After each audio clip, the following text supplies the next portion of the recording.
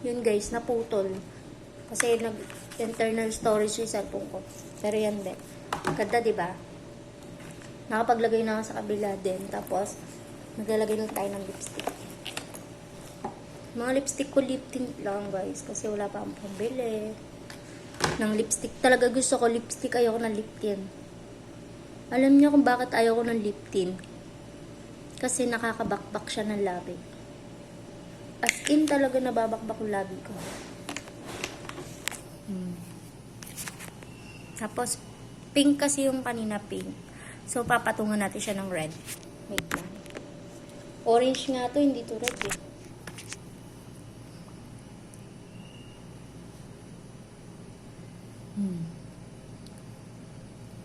Tsaka ayoko dumidikit sa ngipin yan. Katulad niya, no?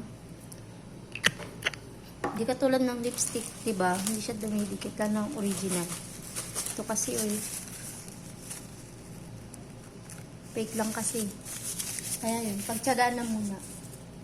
Diba? Gumanda ba ako, guys? Kayo na mag-judge. Mag-comment na lang kayo o ano masasabi nyo sa Evan Belena. Tama ba yung pagkakabasad ko? Maybe Belen na? Maybe Lynn. Bulol ako, guys, eh. Pasensya na. Original tong ginamit ko. Sobrang ganda niya. SPF 50.